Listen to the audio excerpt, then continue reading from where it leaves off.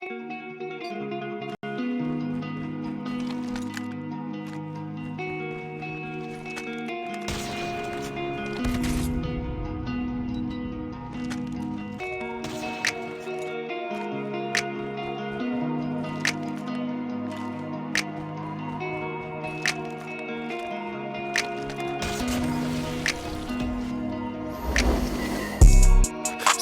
خنده ها تو گوشم، هنوز همون لباس که دوست داری میپوشم.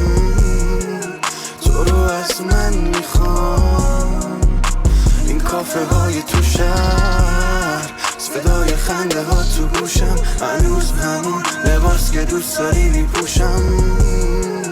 تو رو از من میخوام، این کافه های تو شهر. روزای اولو نمیره یادم، بودی کنارم، انگاری خوابم، انگاری تاس اومد برام جفشیش، انگاری خدا هم میخواست ما جفشیم. اومدم نزدیکت شدم روانی، وقتی نیستی انگاری که متانی، انگاری توی قفس تو حبسم، نباشی کنارم میخورم حسرت، نگیری دستمو میگیره بغضم. تو مثل بقیه نیستی به تخمم، یادش بخیر همون شبش تو تاریکی لبام روی لبت دادی هلم، شدی پشیمون اومدی سمتم، بودی پریشون، بودش اولین بارت، بودش بار صدمم، مثل معجزه بود شب و تا صبح تو سر کنم، میخوره پاد دور من گره، بودی سمج نفست گرفت، میترسی بکنم ولت، قسم خوردم به مشکی چشم و دل من خورده به دلت گره.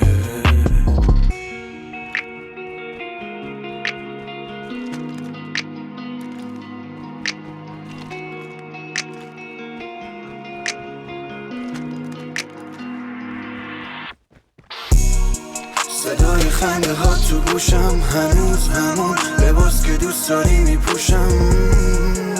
تو رو از من میخوام، این کافه های تو شهر. صدای خنده ها تو گوشم، هنوز همون لباس که دوست داری میپوشم.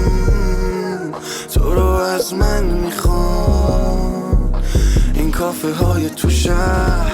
وقتی رفتی گفتم میاد، وقتی اومدی گفتم نمیره، با این که همه رو زدم کنار، اما این دفعه هم گرفتی بگیرت. بار دومت بود قلبمو شکستی، گفتم تاوانشو میدی وقتی با هر کسی نشستی. صدات هنو توی گوشمه، حتی نمیره از سرم، انقدر خالی بستی که دروغ مروغاتو همه رو از برم. صدات هنو توی گوشمه، حتی نمیره از سرم، انقدر خالی بستی که دروغ مروغاتو همه رو از برم.